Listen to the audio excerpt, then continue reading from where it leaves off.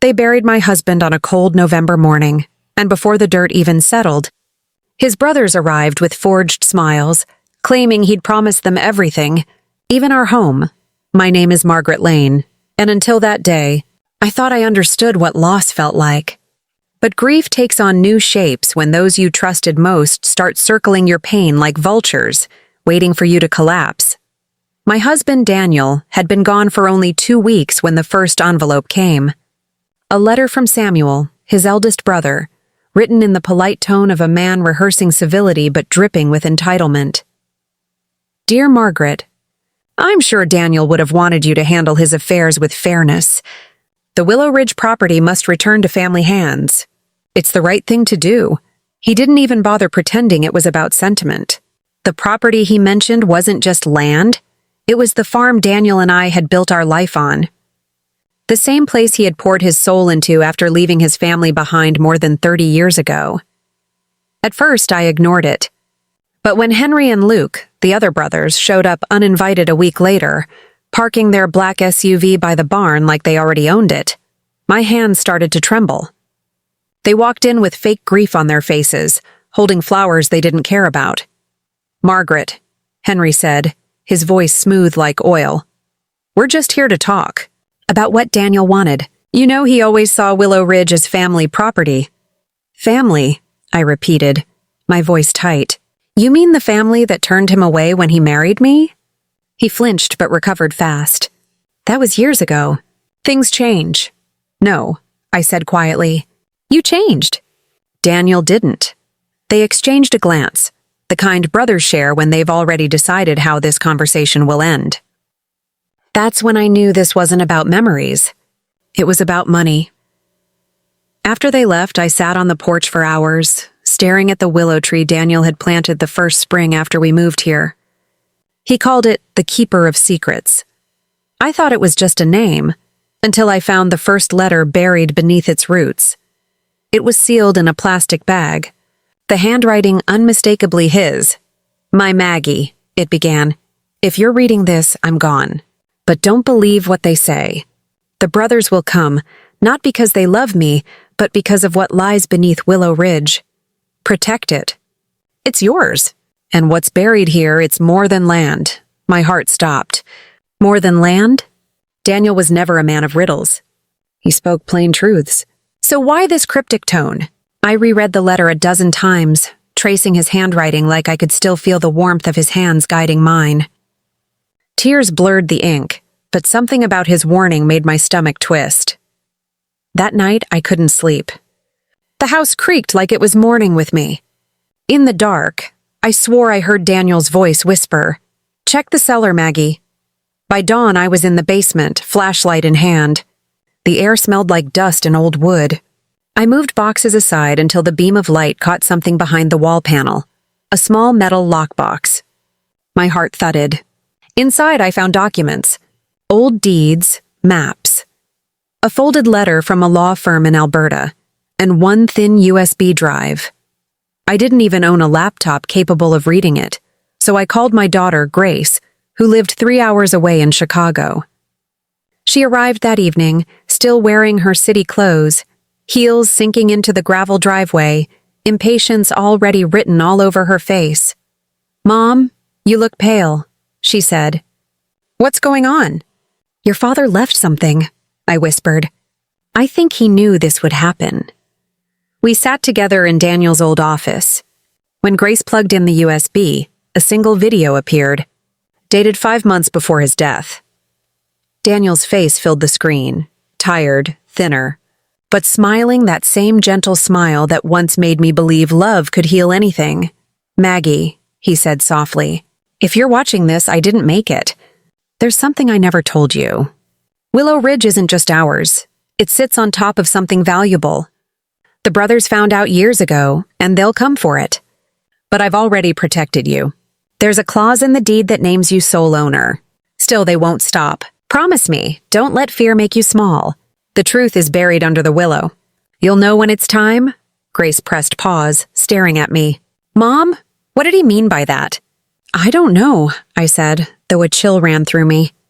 "But your uncles do." That night, I locked the doors and drew the curtains. Every sound outside made me jump. By midnight, I saw headlights flash through the window. Someone was standing by the willow tree.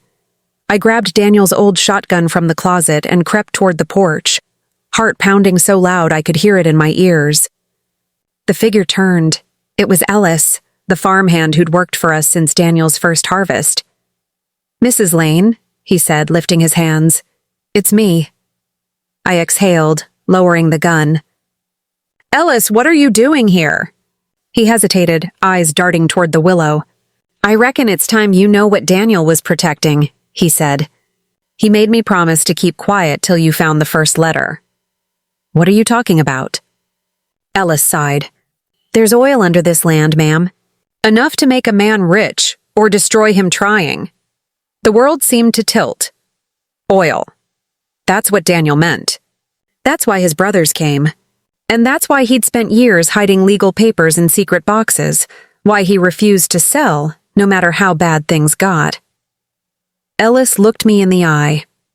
"He wanted you to have a choice, not a war." But it was too late for that. Because in that moment I realized something chilling. Henry's truck was parked again by the barn. They were already here. The night swallowed everything. The fields, the barn, the sky itself. Only the headlights by the barn cut through the darkness, throwing long shadows across the grass. I could hear the crunch of boots on gravel, the kind of sound that carried menace. Ellis motioned for me to stay quiet. "Get back inside, Mrs. Lane," he whispered. "They ain't here for talkin'." My pulse hammered against my ribs, but I didn't move. I watched from the porch as Henry stepped out of the truck, followed by Samuel and Luke. They didn't look like mourners anymore. They looked like men on a hunt. Henry's voice rang out, low but sharp. "Ellis, I know you're there. Come on out, old man. We need to have a word." Ellis straightened, his weathered face calm. "You got no business here, Henry. The land's not yours." Samuel laughed, a dry, hollow sound. "That depends on who you ask. Daniel might have thought he was clever hiding things, but lawyers can be persuaded." My blood ran cold. They'd been digging. Literally and legally. He tried to speak, to reach for excuses, but I didn't let him. I said, "Don't make me the fool who has to beg for truth. Just be man enough to admit it." The tears burned before they fell, but I refused to wipe them away. They were proof that I still felt something, that I hadn't turned to stone yet. Mark sank into a chair, hands trembling. "It was a mistake," he said, voice breaking. "It didn't mean anything." I laughed, bitter and cracked. "You think betrayal stops hurting just because it was meaningless?" I whispered. The words came out like thunder, soft but powerful enough to shake the walls. He told me her name, Amanda. A coworker. Younger, reckless, everything I wasn't anymore. He said it only happened once. I didn't believe him. Not because I had evidence otherwise, but because lies have a rhythm and his words were dancing to it. Still, hearing her name broke something inside me that night. It was like watching our years together, our home, our love, our laughter, burn to ash in one breath. I went upstairs, locked the bathroom door, and sank onto the floor. The sobs came without permission. I pressed my palm over my mouth to muffle the sound. I didn't want my daughter Lily to hear. She was asleep in her room down the hall, dreaming in peace, unaware that her parents' world was collapsing around her. I thought about her, about how I'd promised she'd grow up in a safe, loving home. I had fought for that dream. But how do you fight for something that's already been poisoned? When I came out, Mark was sitting on the couch, his face buried in his hands. For a brief second, I saw the man I used to know, the one who held me when my father died, who brought me coffee every morning just the way I liked it. But that man was gone. What sat in front of me was a stranger wearing his skin. He whispered, "I don't want to lose you." I wanted to scream. "You already did." But I didn't. Instead, I said quietly, "You broke something that can't be glued back together." The storm outside began to ease, but inside, it was just beginning. We didn't sleep that night.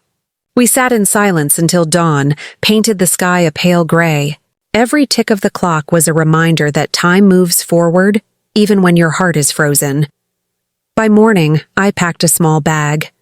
I wasn't sure where I was going, just that I couldn't stay.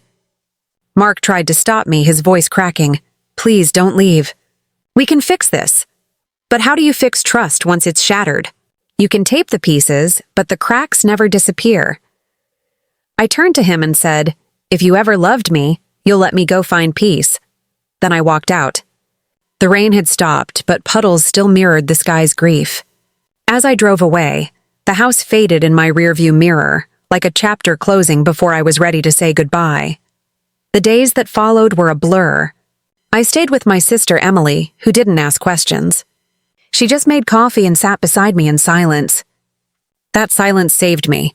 Sometimes you don't need words. You just need someone to remind you you're not alone in the wreckage.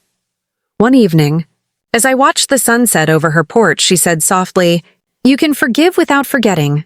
You can move on without going back." Those words sank deep. Forgiveness wasn't about him. It was about freeing myself from the chain of bitterness that was already tightening around my heart. Still, that night, when I lay in bed, I could hear his voice echoing in my mind, every apology, every broken promise. I didn't hate him. I hated what he'd done to us. I hated how I still missed him even after he destroyed me. That was the cruelest part of love. It lingers even when it shouldn't. And in that moment, I realized something. Healing wouldn't come from time alone. It would come from choosing peace, again and again, even when pain tried to steal it away. I looked up at the ceiling and whispered, "God, help me forgive him. And help me forgive myself, because deep down I knew the story wasn't over yet. The storm had passed, but the rebuilding hadn't even begun." The first few weeks after leaving Mark felt like living inside an echo. Every sound was a memory I couldn't silence. The coffee maker gurgled like the mornings we used to share. The wind through the trees sounded like the laughter that once filled our home. But now those same sounds carried ghosts. Even the smallest things, like folding laundry or hearing Lily hum in the next room, reminded me of the family I thought we were. I tried to stay strong for Lily. She was only 17, standing at that fragile edge between girlhood and womanhood. I could see the confusion in her eyes, the way she searched my face for answers I wasn't ready to give. I told her, "Sometimes love hurts, but that doesn't mean love is bad." She nodded, pretending to understand, but I knew it broke her heart to see me like this. She'd always believed her parents' marriage was unshakable, and now she had to learn that even the strongest trees can fall in a single storm. Every morning, I woke before dawn and sat by the window in Emily's guest room. The sun would rise slow and gentle, like God whispering, "You're still here." I'd wrap my hands around a warm cup of coffee, close my eyes, and breathe. But peace didn't come easily. It never does when your soul's still bleeding. Emily tried to distract me with little things, gardening, volunteering, Sunday brunch. But grief doesn't like to be ignored. It waits for quiet moments to resurface, creeping back in when laughter fades. One afternoon, while trimming roses in the yard, I suddenly felt my knees go weak. I dropped the shears, covered my face, and sobbed so hard I couldn't breathe. Emily came running, wrapped her arms around me, and whispered, "Let it out! Don't fight it." That was the moment I realized healing isn't graceful. It's messy, raw, and loud. Still, I couldn't stay in limbo forever. Bills needed paying, and life kept moving. I returned to my part-time job at the library. The smell of old books and quiet whispers felt like medicine. There, surrounded by stories, I found comfort. Maybe because every book held proof that pain wasn't the end, it was just a chapter. And somehow, that truth kept me going. A few weeks later, Mark called. My hands trembled when I saw his name light up the phone. I stared at the screen for a long moment before answering. His voice was quiet, heavy with regret. "How are you?" he asked. I wanted to tell him I was fine, but that would have been another lie between us. So I said, "I'm trying." He paused. "Lily misses me." That hit hard. I swallowed and replied, "Then you should call her. She needs you to be her father, even if I can't be your wife anymore." He asked if we could meet, to talk. I didn't say yes right away. I told him I needed time. After hanging up, I sat on the porch staring at the fading sunlight. Part of me wanted to see him again, to hear something, anything, that might make the pain make sense. But another part feared that seeing him would reopen wounds that hadn't even begun to scar. That night, Lily came into my room. She sat on the edge of my bed, holding her phone. "Dad texted me," she said. "He wants to take me to dinner." I forced a smile and said, "That's good, sweetheart. You should go." She hesitated, her eyes searching mine. "Are you mad at him?" The question pierced me. I took her hand and said softly, "No, honey. I'm just hurt, but anger won't heal anything." She leaned her head on my shoulder and whispered, "I just want us to be a family again." Tears burned behind my eyes, but I smiled anyway. "Me too," I whispered. When Mark finally met Lily for dinner, I waited at home, staring at the clock like a nervous parent on the first day of school. When they returned, Lily's face was softer, calmer. "He said he's sorry," she told me. "He cried, Mom." I didn't know whether to feel relief or more pain. A few days later, Mark showed up at Emily's house. I didn't expect him. I was sitting on the porch with a cup of tea when he walked up the steps, holding a small bouquet of white daisies, my favorite. "Can we talk?" he asked. His voice trembled like it carried the weight of 1,000 apologies. I hesitated, but nodded. We sat across from each other, the silence between us thick enough to choke on. Finally, he said, "I don't know how to undo what I did. I can't erase it. But I swear I'll never stop trying to make it right." I stared at him for a long time, searching for sincerity in his eyes. There it was, raw, desperate, broken sincerity. But it wasn't enough, not yet. I said quietly, "You're sorry because you lost me, not because you lost yourself." His eyes widened. He didn't understand what I meant, but I did. Real repentance isn't about missing someone. It's about realizing who you became when you hurt them.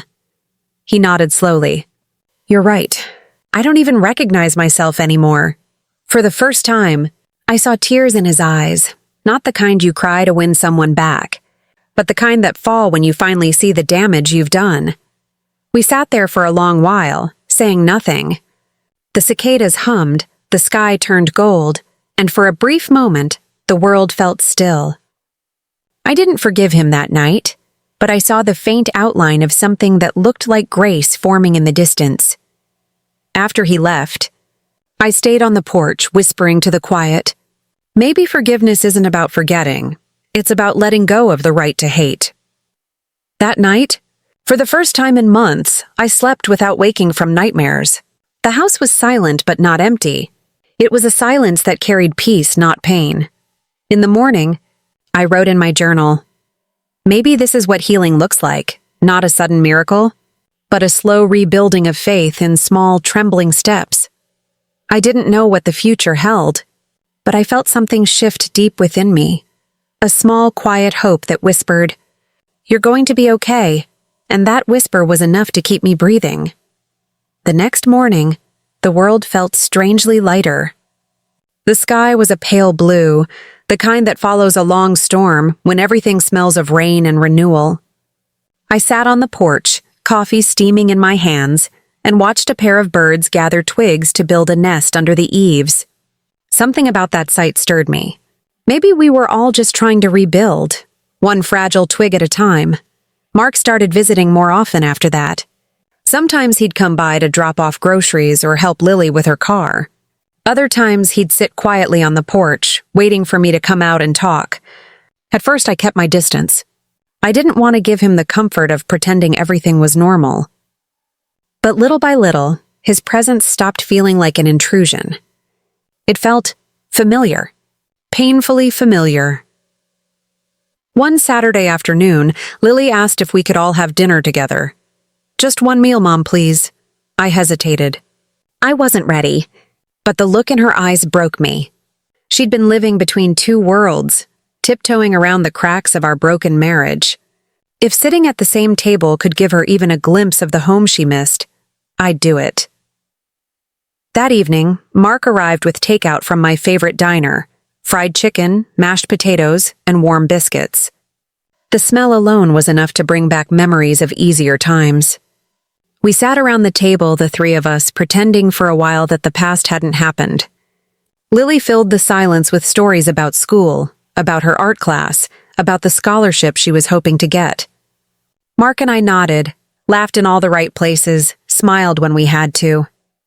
But beneath the surface, every glance felt loaded with what wasn't being said. After dinner, Lily went upstairs, leaving us alone. I started gathering plates, but Mark stopped me gently. "I'll do it," he said. His voice was soft, careful. I watched him wash the dishes, sleeves rolled up, movements slow and deliberate. It was strange. After everything, seeing him do something so ordinary made my chest ache. When he finished, he turned to me.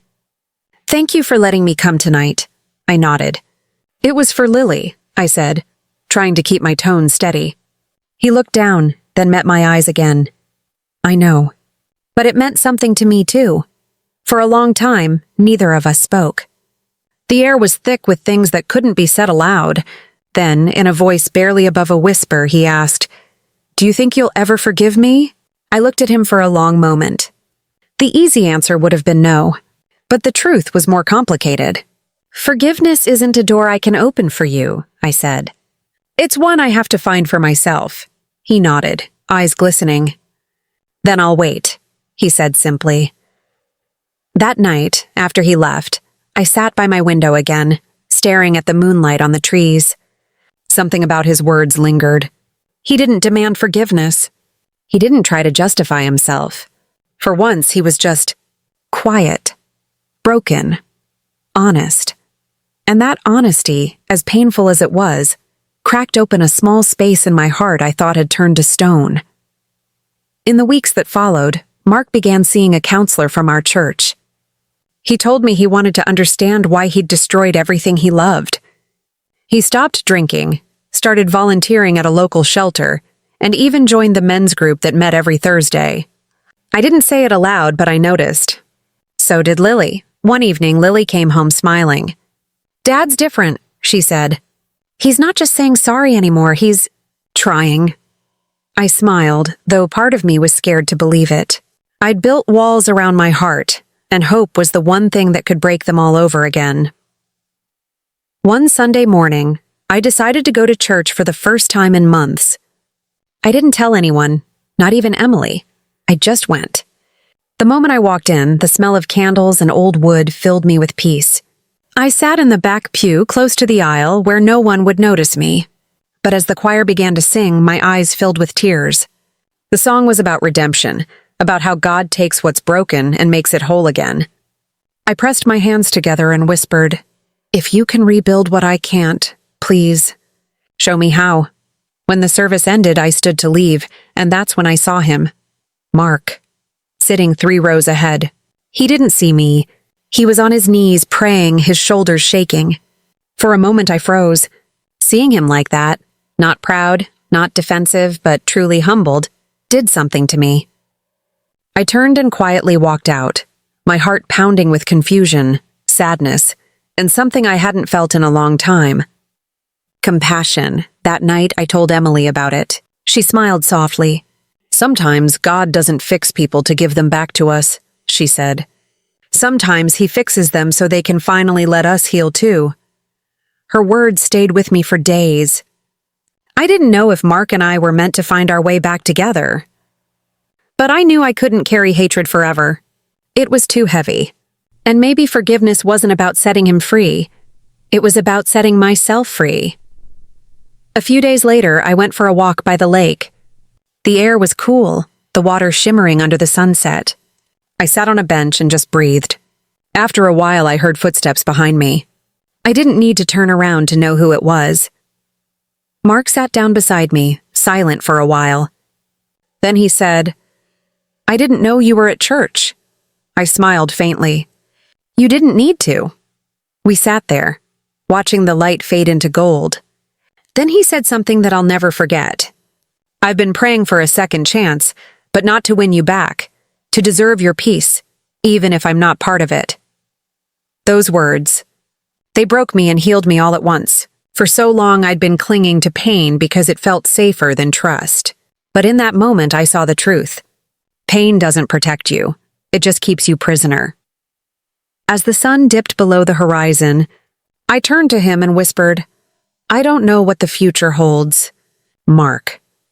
But maybe, just maybe, we can stop fighting what's already over and start forgiving what still hurts." He nodded, eyes glistening. And for the first time since the storm began, we sat together in silence, not as enemies, not even as lovers, but as two broken souls learning how to let go. And somehow, that silence felt like grace. The days that followed that sunset by the lake were quieter than I'd expected. No big confessions, no dramatic goodbyes, just a slow, gentle stillness that settled over everything. It was the kind of silence that didn't hurt anymore. The kind that let you breathe again. For the first time in a long time, I felt like the noise inside my chest had finally begun to fade. I started noticing small signs of healing. My laughter returned, hesitant at first, like a stranger knocking on a door that hadn't been opened in years. I caught myself humming while folding laundry, smiling at the little things again, the smell of coffee, the way sunlight danced through the curtains in the morning. These tiny moments didn't erase the pain, but they reminded me that life was still waiting, patient and forgiving. Mark kept his distance just as he'd promised. But every once in a while he'd send a simple text. "How's Lily doing with her exams?" Or "I left some tools in the shed. Mind if I stop by next week?" There was no pressure in his words, no expectations, just quiet respect. And strangely, that made me trust him more than all his apologies ever did. Lily, on the other hand, was blossoming again. She'd been accepted into an art scholarship program in Chicago, something she'd been dreaming of since middle school. The day she got the letter, she ran into the kitchen screaming, waving the envelope in the air like it was a golden ticket. I laughed and cried at the same time, holding her tight while she bounced with joy. Mark found out later that evening. He called, his voice trembling with pride. "I always knew she'd make it," he said. I could hear the smile in his tone. "She gets her creativity from you." I wanted to say she got her determination from him, but I stopped myself. Some truths don't need to be spoken. They're understood in the quiet. Preparing for Lily's move brought a strange mix of emotions. Pride, fear, joy, and sadness, all tangled together. Emily came over to help us pack. The house was a mess of boxes, tape, and old memories. Every drawer I opened seemed to hold something from a time when things were still simple. A photo, a note, a forgotten memento from vacations past. Each item felt like a small goodbye. One night, as I packed Lily's art supplies, I found a folded piece of paper tucked inside her sketchbook. It was a drawing of Mark and me. We were sitting on the porch holding hands with Lily standing between us, smiling. At the bottom, she had written in neat looping letters, "Love can break, but it can also bend, and bending means it's still alive." That drawing shattered me. I sat there for a long time, holding it against my chest, tears streaming down my face. For all the pain she'd seen, our daughter still believed in love's ability to mend, and maybe that faith was what I'd lost somewhere along the way. The night before Lily left for Chicago, we had dinner together, just the three of us. It wasn't planned. It just happened. Mark had stopped by to drop off a suitcase, and somehow we all ended up sitting around the table again, eating leftover pasta and laughing about old memories. It felt natural, like muscle memory. When dinner was over, Lily stood and looked at us both. "I know this might sound crazy," she said, "but thank you for not giving up on each other completely." Her eyes glistened. "You didn't have to love each other perfectly. You just had to keep trying to be kind." Mark reached for her hand. "You're the best part of us, kiddo." She smiled through her tears and whispered, "Then that means the best parts of you still exist." After she went upstairs to finish packing, Mark and I sat there in the quiet again. But this time it wasn't uncomfortable. It was calm, real. He broke the silence first. "Do you ever think we were meant to break so we could rebuild differently?" I thought about that for a moment before answering. Maybe. Sometimes God allows things to fall apart so we stop clinging to what's weak and start building what's true. He nodded slowly, his gaze distant. You know, he said, I used to think forgiveness meant everything going back to normal. But now I think it just means you stop bleeding every time you remember. His words hit me like a prayer I didn't know I needed. I looked at him and whispered, I'm still learning how to stop bleeding. He smiled gently. Then I'll pray you heal faster than I did. We stood in the doorway for a long time before he finally left. When the door closed behind him, I didn't feel sadness. I felt peace. For once, I wasn't running from the past. I was walking towards something new. The next morning, Lily's bus pulled away, and I waved until I couldn't see her anymore. The silence afterward was thick but not empty. I went back inside, made myself a cup of coffee, and sat by the window. The same window where I'd once cried through a storm. But today, the sunlight pouring through it felt like a promise. Emily stopped by later that afternoon with a basket of muffins and her usual knowing smile. You look lighter, she said. I laughed softly. Maybe because I finally stopped carrying what wasn't mine to hold anymore. She squeezed my hand. That's forgiveness, sis. That's what it feels like. That night, I lit a single candle by the window and whispered a prayer. Not for Mark, not for Lily, but for myself. I asked God to fill the empty spaces with peace, to help me see that endings aren't punishments. They're invitations to begin again. As the flame flickered, I thought about how far I'd come. From heartbreak to healing, from anger to grace. I wasn't the same woman who once begged for explanations. I was softer now, but stronger too. And as I sat there in the quiet glow of that candle, I realized something beautiful. Forgiveness didn't mean letting Mark back into my life. It meant letting myself back into my life. That night, I slept deeply, dreamlessly. No storms, no pain, just peace. And when I woke up the next morning, I knew the past no longer had power over me. The night the storm came, it didn't just tear through the trees, it ripped through Margaret's heart. She had been waiting all afternoon for Grace to return from town, but when the first lightning struck the ridge, she knew her daughter was still out there.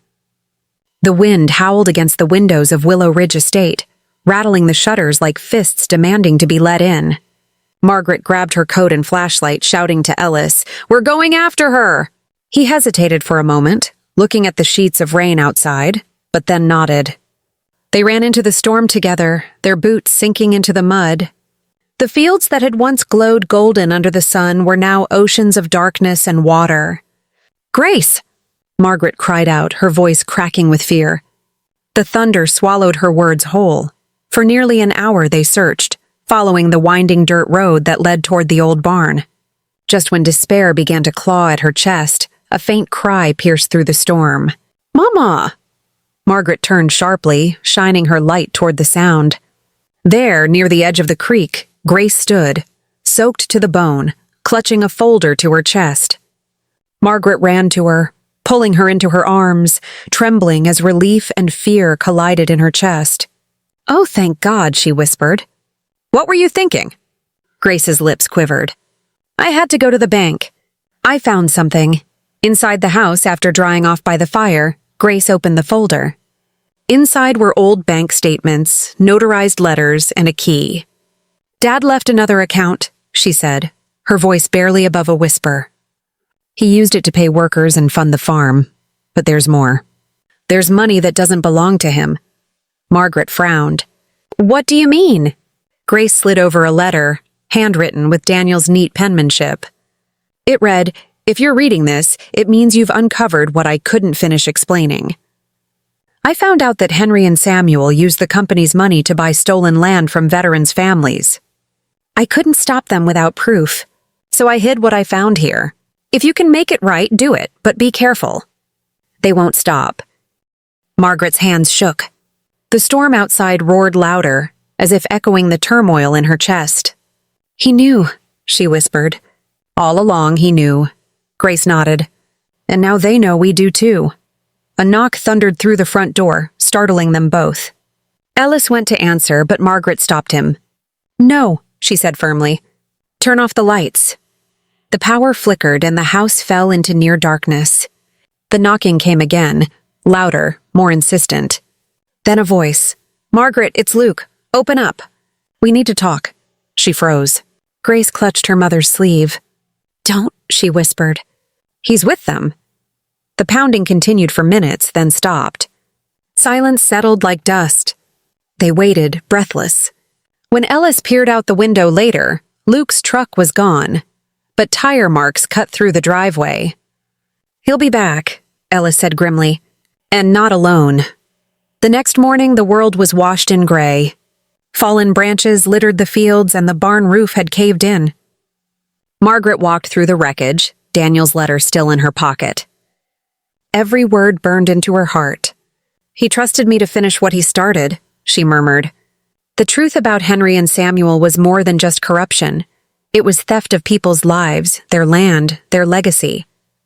Daniel had tried to expose them, and it had cost him everything. Grace followed her to the barn. "Mom, we can't fight them. They've got lawyers, influence, everything." Margaret turned to her, eyes sharp with conviction.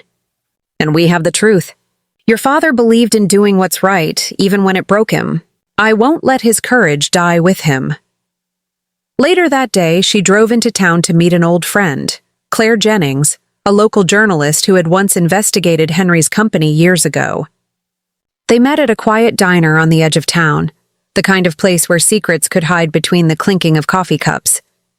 Claire listened as Margaret laid out the documents. When she finished, Claire leaned back. "This is dangerous, Margaret. If what you're saying is true, this isn't just business fraud, it's criminal. These men could ruin you." Margaret stared into her coffee. "They already tried. They took my husband. They won't take what he died protecting." Claire nodded slowly. "Then I'll help you. But you'll need to be ready. Once this goes public, there's no going back." Margaret exhaled, steadying her voice. "I've already lost everything that mattered except my daughter." What more could they take? That night, back at the estate, she found Grace in the study, reading one of Daniel's old journals. "He wrote about us," Grace said softly. "About the night he bought this land. He said it felt like finding peace again." Margaret smiled sadly. "He believed Willow Ridge was a place of redemption. Maybe it still can be, but as she turned out the lamp, she noticed something strange. The letter Daniel had written, the ink on the last line looked newer than the rest. She held it closer to the light. There, faintly, was a signature she hadn't seen before. E.M. Her breath caught. "Ellis!" She looked toward the hall, where Ellis's shadow passed briefly. Doubt crept in. Why would he have signed it? Had he helped Daniel hide the truth? Or something else? The storm may have passed outside, but inside Willow Ridge, a new one was just beginning to rise. And this time, it wouldn't just test their strength, it would test their faith, their loyalty, and the very foundation of everything Daniel had built. Margaret stood by the window long after Grace had gone to bed. The moonlight poured through the shattered clouds, painting the fields in silver. She whispered into the quiet, "Daniel, give me the strength to finish what you started." And somewhere deep inside, she felt it. A still, calm presence, as though his spirit was standing right there beside her, whispering back, "You already have it." But Margaret didn't yet know that by sunrise. A truck would pull up to the gate, and the past she thought she'd buried would walk right through her door. The morning light at Willow Ridge looked softer than usual, but Margaret's heart was restless. She stood at the window with her cup of coffee, staring at the mist curling above the fields. Every blade of grass glistened from the rain the night before. For a fleeting moment, the world looked peaceful again. But then she saw it, the faint outline of a black truck parked by the front gate. Her hand froze midair. She didn't need to see the plates to know who it was. Henry.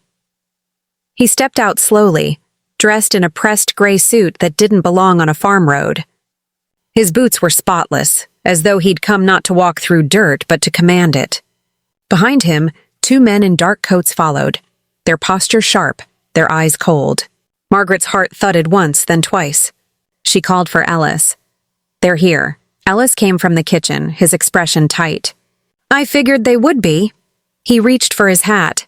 "Let me talk to them first." But Margaret shook her head. "No, this time I'll face them." She opened the door before Henry could knock. The morning air was heavy with the smell of wet earth and diesel. "You're early," she said, her voice calm. Henry's lips curved into a smile that didn't reach his eyes. "I couldn't wait." "You've caused quite a stir, Margaret. Seems you've been digging where you shouldn't." Her jaw tightened. "I'm only trying to understand what my husband left behind." He tilted his head. "Daniel left you a farm, not a crusade." His tone hardened. "You've made enemies you can't see yet. I'm here to offer you a way out, before things get ugly." "I've seen ugly," she said quietly. "It doesn't scare me anymore." For a brief second, his smile faltered. "Don't be foolish. You've got a daughter to think about." "I am thinking about her," Margaret said. "That's why I'm doing this." Henry's gaze flickered, and then he turned slightly to the men behind him. "I'd like to come inside. We can talk privately." Margaret didn't move. "You're not welcome here." "Still the stubborn widow," he said. "Daniel used to call that your curse." Her chest tightened. "Daniel respected strength." "You wouldn't understand that." He stepped closer, lowering his voice. "Listen to me, Margaret. I know about the documents. I know you've been talking to a reporter. That's a dangerous move. Walk away now, and I'll make sure your family's name isn't dragged through the mud." "Keep pushing, and you'll wish you hadn't." The silence that followed was heavy. Even the birds seemed to stop singing. Then Margaret said softly, "The truth doesn't scare me. But I can see it terrifies you." Henry's smile returned, thin and sharp. "You think you're brave because you have his name and his house. But you forget. Daniel wasn't the saint you make him out to be." Her breath hitched. "What do you mean?" Henry leaned in. "Ask Ellis. He knows more than he's told you." He turned away, motioning for his men. "You have 1 week. After that, I won't be so polite." The truck's engine growled to life, then disappeared down the long, winding road. Margaret stood frozen for a long time. Ellis stepped out from behind the barn, face pale. "What did he say?" "That you're keeping something from me," she said quietly. He opened his mouth, then stopped. "Margaret, there are things you don't want to know." "Then you'd better start talking," she said. "Because if I have to find out from Henry, it'll be too late." They went inside. Grace was already at the table, listening. Ellis sat down heavily, rubbing his weathered hands together. "It's true. I helped Daniel hide the files, but I wasn't the only one. Henry found out years ago. They had a deal. Daniel would keep quiet if they left Willow Ridge alone." Grace's eyes widened. "So Dad knew about the stolen land?" Ellis nodded. "He did. He wanted to fix it, but he got sick before he could. He left me the key and the letter, told me to give it to you when you were ready." Margaret leaned forward. "Why didn't you tell me?"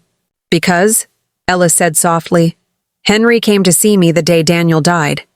He said if I ever spoke of it, Grace would suffer the consequences."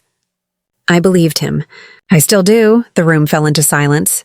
Grace's hands trembled as she whispered, "He's threatening us." Margaret's voice hardened. "Then let him. We're not backing down." Later that evening, she found herself standing in Daniel's old study again. The smell of cedar and tobacco still lingered. She opened his journal, flipping through pages filled with sketches of barns, plans for the farm, small notes to Grace about school. And then, halfway through, she found an entry written in shaky ink. "If something happens to me, don't trust Henry. He's not after money. He's after what the land hides." Her pulse quickened. What the land hides. She turned to the last page, where Daniel had drawn a small map of the property, marking an X near the north field, the one they never farmed because of poor soil. Suddenly, everything made sense. Daniel hadn't just been protecting the land. He was protecting something buried beneath it. The next morning, Margaret, Grace, and Ellis walked out to the north field. The air was crisp, the sky clear. Ellis pointed to the area Daniel had marked. "He used to come here a lot," he said. "Said he liked the view." Margaret knelt down, pressing her hand against the earth. It was softer than the rest, disturbed. Grace handed her a small shovel. "If there's something here, we'll find it." After an hour of digging, Ellis struck something hard. They cleared away the dirt until a small metal box appeared. Margaret's hand shook as she opened it. Inside were stacks of envelopes, sealed and labeled with dates, and a flash drive. The top envelope was addressed to her. "To my wife, if the truth ever comes to light." She unfolded the letter carefully. Daniel's handwriting was weak but clear. "Margaret, if you're reading this, it means my fears were right. Henry will come for Willow Ridge, not for its worth, but for what lies beneath it. I discovered an old oil reserve, but it was on land his company stole. If he drills here, the truth will surface, and he can't afford that. Protect Grace, protect the land." "Tell the truth," Margaret's vision blurred with tears. "He knew all of it," she whispered. Grace clutched her hand. "Then we can stop them. We can expose everything." But Ellis looked grim. "That flash drive, it's not just evidence. It's insurance. Henry will do anything to destroy it." Margaret stood, wiping her tears, determination blazing in her eyes. "Then we'll make sure the world sees it before he can touch it." Yet, as they turned back toward the house, none of them noticed the drone hovering silently above the trees, its red light blinking. Someone was already watching, and the moment Margaret decided to fight, the battle for Willow Ridge had officially begun. That night, the wind at Willow Ridge roared like an ancient beast. Margaret couldn't sleep.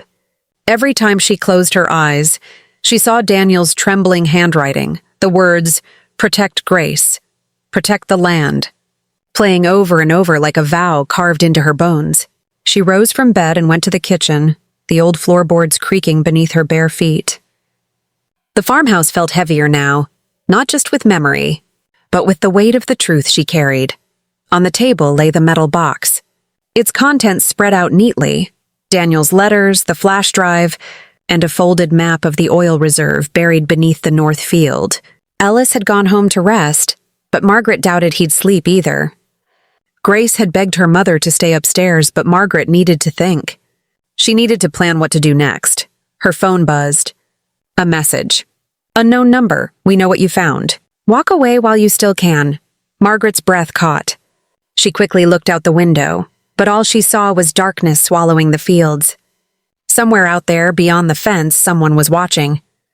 She grabbed her coat and went to check the locks on every door, every window. When she reached the back porch, she froze. There was a smell in the air, faint, acrid, unmistakable. Smoke. "Grace!" she shouted. "Wake up!" Grace stumbled down the stairs, eyes wide. "What's happening?" "The barn," Margaret pointed through the window. A column of orange light was rising from behind the trees, glowing like the gates of hell. They ran outside, the cold night wind whipping against their faces. The barn was engulfed in flames. The horses screamed, kicking against their stalls. Margaret grabbed a bucket, but it was hopeless. The fire was too strong, spreading fast, eating through dry wood and hay like it had been waiting for this moment. Grace tried to rush forward, but Margaret caught her arm. "No, it's too late." Then headlights cut through the smoke. Ellis's truck skidded to a stop, and he leapt out with a wet tarp and shovel. "I saw the fire from my place," he yelled. "Get back!"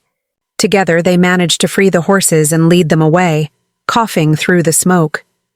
When the roof finally collapsed, the flames shot high enough to light the entire ridge. By dawn, all that was left was ash and twisted metal. The barn Daniel built with his own hands, gone. Margaret sank to her knees in the soot, her face streaked with tears and ash. Grace knelt beside her. "Mom, they did this. They're trying to scare us," Ellis nodded grimly. "They're not just trying to scare you, Margaret. They're sending a message. They want that flash drive." Margaret looked at the charred horizon. "Then they're not getting it." Later that morning, they sat at the kitchen table, exhaustion hanging in the air like fog. Grace's voice was hoarse. "We need to go to the police." Ellis hesitated. "Henry's got people everywhere. Local law enforcement is in his pocket. If we go to them, the evidence will disappear before sunrise." "Then what do we do?" Margaret asked. "We go public. Ellis said quietly. "I know a reporter I can trust, old friend from the city. But we'll have to move fast." "Henry won't wait," Grace frowned. "What if they come back?" "They will," Margaret said, her voice calm now, steady like steel. "But next time we'll be ready." For the next 2 days, Willow Ridge became a fortress. They installed motion sensors, replaced locks, and hid the flash drive in a hollow beam beneath the stairs. Grace reached out to her contacts from college and found someone who could decrypt the files. The data was explosive. Land deeds, falsified contracts, financial records tying Henry's company to illegal drilling operations that had displaced dozens of families. It was the kind of evidence that could ruin him completely. By the third night, exhaustion began to settle over them. Grace sat by the window, laptop open, while Margaret dozed on the couch. The rain had started again, tapping softly against the roof. But beneath that gentle rhythm, Grace heard it, a faint crunch of gravel outside. She turned off the lamp. "Mom," she whispered. Margaret stirred. "What is it?" "Someone's here." They moved silently through the dark house. Outside, 2 figures in raincoats were approaching the porch. One of them carried a crowbar. Margaret's heart pounded, but she didn't freeze this time. She grabbed Daniel's old hunting rifle from the rack by the door. Grace reached for the phone, but the signal was gone. No bars. The first intruder tried the back door. It didn't give. Then came the sound of breaking glass. Grace screamed as a hand reached through the kitchen window, trying to unlatch the lock. Margaret aimed high and fired. The gunshot shattered the night. The figures ran. Tires screeched as a car peeled off down the muddy road. When Ellis arrived minutes later, Margaret was standing barefoot in the rain, gripping the rifle like a lifeline. "They were here," she said. "They wanted the drive." Ellis knelt beside the broken window, picking up a fragment of glass. "They won't stop now. You've crossed the line, Margaret. This is war." The next morning, a sheriff's car pulled up. Sheriff Callahan, a man with kind eyes and tired hands, stepped out. "Heard about the gunfire last night," he said. "You all right?" Margaret studied his face. "I don't know who I can trust anymore." "Sheriff, you can trust me?" he said. But something in his tone made her stomach twist. He took their statements, walked around the house, then paused at the shattered window. "Strange," he muttered. Whoever it was, they knew exactly where to go. "You sure you haven't talked to anyone about what's here?" Margaret exchanged a glance with Ellis. "No one," she lied. After he left, Grace whispered, "He's with them, isn't he?" Ellis nodded. "Callahan owes Henry money. If he knows what's on that drive, he'll report straight back." Margaret clenched her fists. "Then we move tonight. We can't stay here any longer."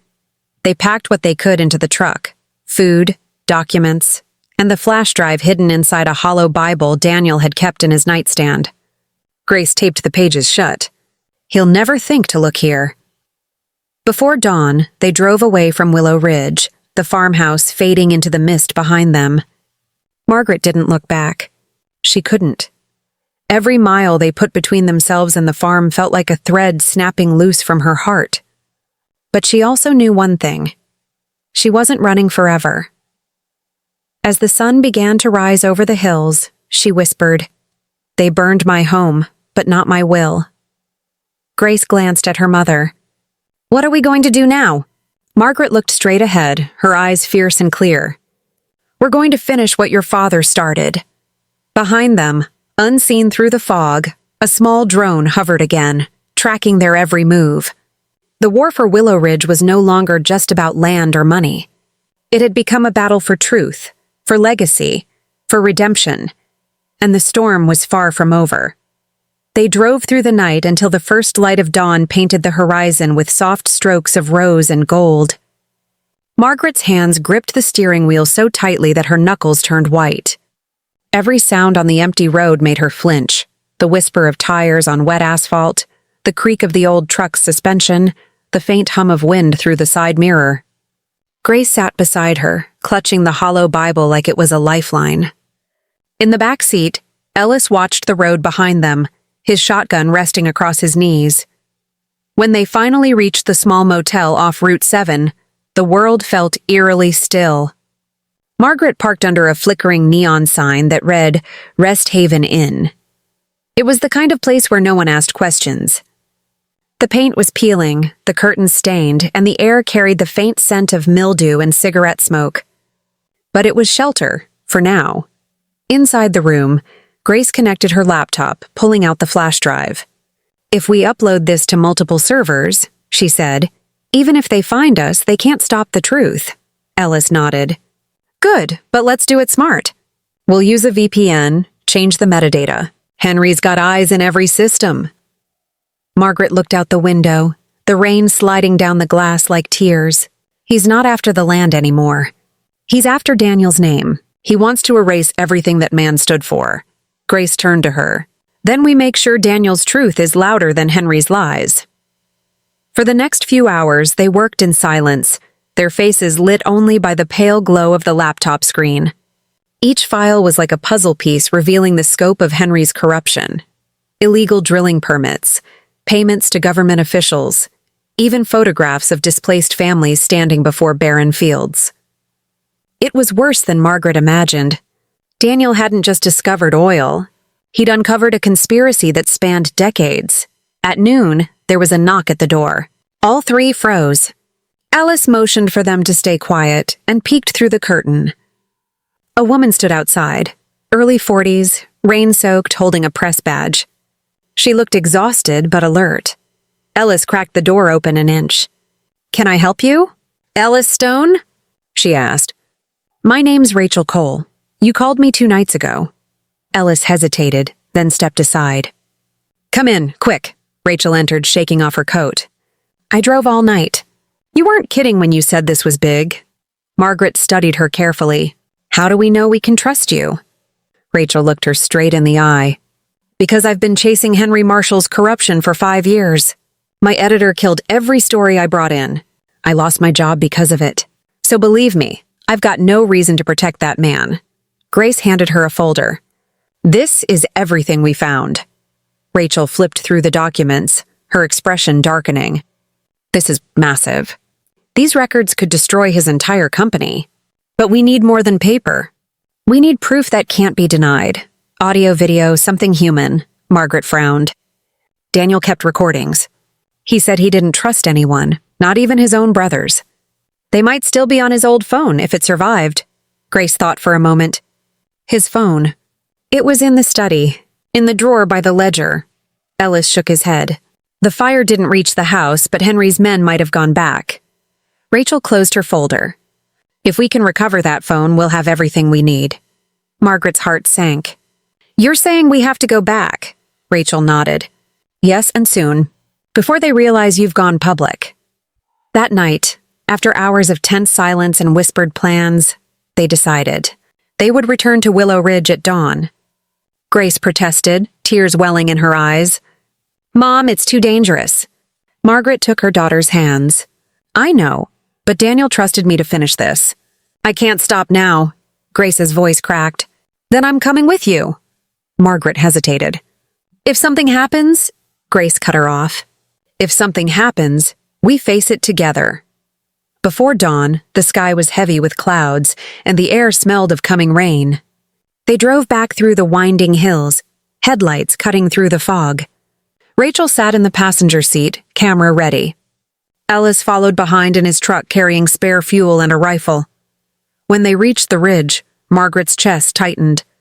The farmhouse looked ghostly in the gray light, windows shattered, porch half collapsed, barn nothing but blackened skeleton beams. "Home," she whispered bitterly. They approached cautiously. The front door was ajar. Inside, the silence was deafening. Margaret led them into Daniel's study. Ash and soot covered everything, but the drawer was still there. She opened it slowly and gasped. The phone was gone. "Someone's been here," Rachel said, scanning the room. Grace pointed toward the mantel. "Mom, look." There, resting against Daniel's photo, was a folded note written in a familiar hand. Margaret picked it up. "Too late, Margaret. Some truths are better buried." Her hands shook. "He's playing with us." Rachel's eyes hardened. "Then let's end the game." They turned to leave, but the front door slammed shut behind them. Henry stood there, flanked by two men. His smile was calm, almost kind. "You should have stayed gone." Margaret's voice was steady. "You burned my barn. You tried to scare us. But I'm still standing." Henry's eyes glinted. "That's the thing about fire, it purifies. Maybe it's time to finish the job." Before he could take another step, Ellis burst in through the side door, shotgun raised. "Not today." Henry froze. "You wouldn't dare." Ellis cocked the gun. "Try me." A tense silence filled the room. Then Rachel lifted her camera, red light blinking. "Smile for the world, Mr. Marshall. You're live." Henry's expression flickered from arrogance to panic. "Turn that off!" But Rachel didn't. "You're on a live stream. Every word you say goes straight to a server you can't touch." Henry's men lunged forward, but Ellis fired a warning shot into the wall. "Next one won't miss." Margaret stepped closer. "Tell them the truth, Henry. Tell them what you did." Henry's voice trembled. "You think anyone cares? The world doesn't remember heroes. It buries them." Margaret looked him dead in the eye. "Then I'll make them remember." Rachel's stream caught every second. The confrontation, the fury, the confession that slipped from Henry's mouth when he realized it was too late. He admitted to the drilling, to the bribes, to Daniel's death being an unfortunate consequence. By the time they left the house, police sirens echoed through the valley. Rachel's live stream had gone viral in less than an hour. Margaret watched from the porch as officers handcuffed Henry Marshall and led him away. The storm finally broke overhead, thunder rolling like applause.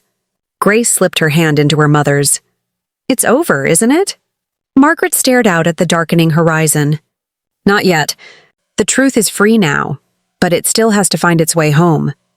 Lightning split the sky, illuminating Willow Ridge one last time, as if Daniel himself was watching. Whispering through the rain, "You did it, my love." But deep inside the house, unnoticed in the chaos, a faint red light blinked beneath the floorboards, the drone's signal relay. Someone else was still listening.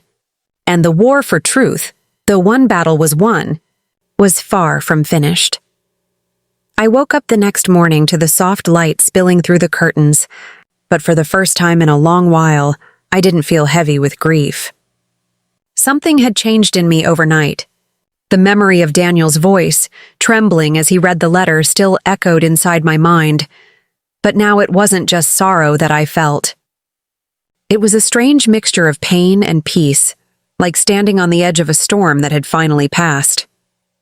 When I walked downstairs, Daniel was already awake. He had made coffee, the kind I liked, with a little cinnamon sprinkled on top. His eyes met mine, uncertain but hopeful. "I thought you could use this," he said softly. I smiled and took the cup, letting the warmth seep into my hands. We didn't speak for a moment. We didn't need to. Then, out of nowhere, Daniel said, "Mom, I think I finally understand why Dad kept talking about forgiveness. He used to tell me that carrying anger was like drinking poison and expecting the other person to die. I never really got it until now." His voice cracked and I could see tears forming again. "But I think it's time I stop hating myself." I reached over and took his hand. "You were never the one I hated, sweetheart. It was the silence that hurt me. But now I see, maybe it wasn't silence out of cruelty. Maybe it was silence out of confusion, out of fear." He looked up at me with eyes that mirrored his father's.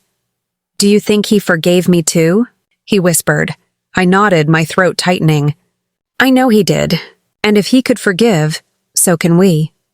After breakfast, we drove to the small church at the edge of town.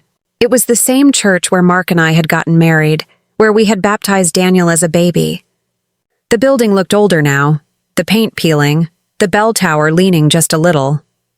But as we stepped inside, it felt like stepping back into grace.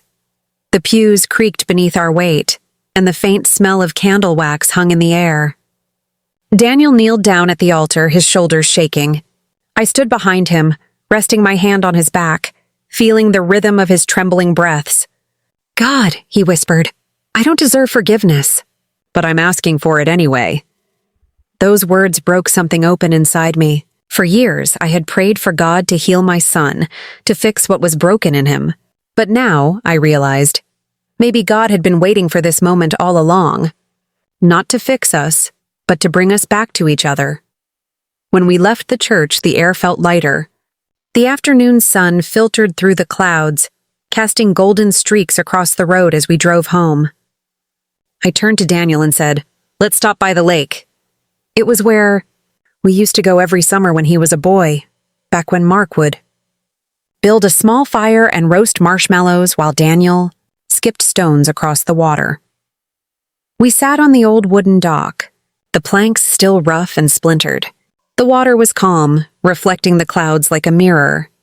"Do you ever think about how time moves?" I asked. "How it steals things but gives us perspective in return?" Daniel smiled faintly. "Yeah, I used to think time was my enemy, but now, I guess it's a teacher too." We watched as a pair of ducks glided past. A gentle wind rippled the surface, scattering their reflections. I thought about all the years lost, the birthdays missed, the words left unsaid. But instead of drowning in regret, I felt something close to gratitude. We were here now, breathing, healing, together. Later that night, I sat by the fireplace again, holding the last page of Mark's letter. The ink had smudged a little from my tears, but I could still read his final words clearly. "Don't let our story end in bitterness. Let it become a bridge. For Daniel, for you, for anyone who's ever lost their way. Love doesn't end, it transforms." Those words echoed in my soul. I felt them in every breath, every heartbeat. The next morning, I made a decision. It was time to share our story. Not as a tale of tragedy, but as a testimony of redemption. I called the local community center and asked if they'd let me speak at their next gathering, a small group for families dealing with addiction and loss. When I stood before them that night, my hands trembled. But once I started speaking, the words poured out like a river breaking through a dam. I told them about Mark, about Daniel, about the nights I cried myself to sleep wondering where I went wrong. I told them about the letter, the forgiveness, the quiet miracle that had begun to bloom in our hearts. By the end, the room was silent. Then a woman in the front row stood up, tears running down her cheeks. "I haven't spoken to my son in 5 years," she said softly. "But maybe it's not too late." In that moment, I realized pain, when shared, becomes purpose. Our wounds, when exposed to the light, can heal not just ourselves, but others too. When I came home that night, Daniel was sitting on the porch, looking up at the stars. "I heard about what you did," he said with a shy smile. "You're braver than I'll ever be." I sat beside him and looked at the night sky, endless, dark, yet filled with light. "No, son, we're brave together, because love, real love, doesn't quit when it hurts. It holds on until healing begins." He leaned his head on my shoulder, and for the first time in years, I felt whole again. As the crickets sang and the wind whispered through the trees, I thought about Mark, how he had loved us despite our flaws, how he had believed in grace even when everything fell apart, and I knew deep down that his love still lived here, in the quiet, in the forgiveness, in the bond between a mother and her son who had finally found their way back home. Tomorrow would bring new challenges, but tonight was peace. Weeks passed, and the rhythm of life began to feel steady again. Daniel started volunteering at the same community center where I had shared our story. Every Saturday morning, I'd see him walk out the door with a quiet determination that reminded me of the boy he used to be, full of promise, full of light. And for the first time in years, I didn't feel the need to worry. I just watched him go, my heart swelling with gratitude. One evening, after he returned home, we sat together in the living room. The fireplace crackled softly, and the golden glow cast gentle shadows across his face. "Mom," he said after a long pause, "do you ever think Dad knows what's happening down here?" I smiled, tears forming before I could even speak. "Oh, honey, I think he's known all along. Maybe that's why he wrote that letter. Not because he was saying goodbye, but because he was showing us how to find each other again." Daniel looked into the fire, lost in thought. I used to hate the word forgiveness, he admitted. It sounded weak, like letting someone off the hook. But now, I get it. It's not about them. It's about freeing yourself. He was right. Forgiveness isn't forgetting what was done. It's remembering without letting the pain own you. It's walking through the ashes and realizing that the fire didn't destroy you. It refined you. A few days later, I found myself at the lake again. The air was cool, the water calm, the sunset spreading ribbons of orange and pink across the horizon. I closed my eyes and let the sounds of the world settle around me. The gentle splash of waves, the whisper of leaves, the distant call of birds heading home. For years, I had searched for peace everywhere, in books, in church pews, in quiet rooms filled with prayer. But I had never realized that peace wasn't a place. It was a person. It was Jesus, and his love had been chasing us the entire time. I thought about how often we build walls to protect ourselves from pain, not realizing we're also blocking the light. How easy it is to let bitterness become our shield and pride our comfort. But love, real, unshakable, sacrificial love, asks us to lay those walls down, to risk being vulnerable again, to believe that grace can still find us no matter how far we've fallen. That night, I went home and opened my journal. For the first time since Mark's passing, I wrote without fear. I wrote about what I'd learned, what I'd lost, and what I'd found in the ruins of it all. I wrote about how sometimes God lets things break so that new life can grow in the cracks. How the pain that once destroyed you can become the soil for your rebirth. Then I wrote one last sentence. A promise to myself. I will live the rest of my life forgiving freely, loving deeply and sharing his story, because it saved mine. Weeks turned into months, and slowly, I began to share more of our journey. I posted small reflections online, bits of what God had taught me about redemption and hope. To my surprise, people began to respond. Messages poured in from women who had lost their husbands, from mothers estranged from their children, from people drowning in guilt, shame, or regret. Each message started the same way. Your story feels like mine, and that's when it hit me. Our pain wasn't wasted. It had purpose.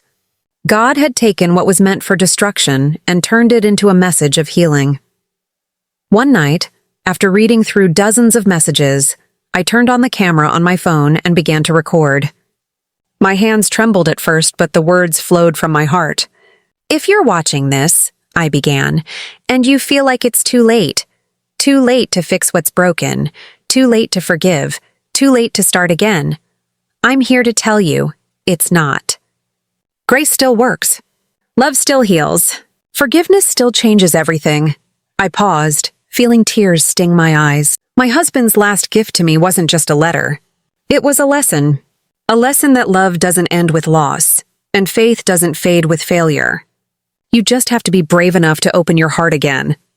When I finished, I uploaded the video, not expecting much. But within days, thousands of people had watched it. Then tens of thousands. Comments flooded in, not from strangers, but from souls who had been silently hurting, just like we once were. People wrote things like, "Your story made me call my son after 10 years," or, "I finally forgave myself today." Daniel watched in awe as the views climbed higher each day. "Mom," he said one evening, laughing softly, "you've become a YouTuber." I chuckled, shaking my head. "No, honey. I've just become a storyteller of what grace can do. And maybe that's all any of us are called to be. Storytellers of his mercy, witnesses of his love." Now, as I sit here finishing this chapter of our lives, I realize something powerful. The greatest miracles aren't the ones that happen in bright light and thunderous applause. They're the quiet ones, the tearful reconciliations, the whispered prayers, the courage to forgive when you'd rather forget. Those are the moments heaven leans in to watch. And if you're listening to this right now, if you've carried pain for too long, if there's someone you need to forgive, or if the person you need to forgive is yourself, please hear me. It's not too late. Start today. Send that message. Make that call. Let go of what's been holding you back. You never know how much freedom waits on the other side of that first brave step. I promise you this. Grace isn't done with you yet. Before I go, I want to say thank you for listening, for feeling, for walking through this story with me. If something in these words stirred your heart, don't keep it to yourself. Share it. Let someone else know that hope is still alive. And if you want to hear more stories like this, stories of real pain, real faith, and real redemption, make sure to subscribe to this channel. Because every week, we'll walk through another journey together. A journey of broken hearts mended by love, of people rediscovering faith in the middle of their storms, of how Jesus still writes beauty out of ashes. This isn't the end of my story, and it doesn't have to be the end of yours either. So stay with me. Let's keep walking forward. Together, in grace, in love, and in hope. Because when we choose forgiveness, when we choose love, that's when heaven smiles.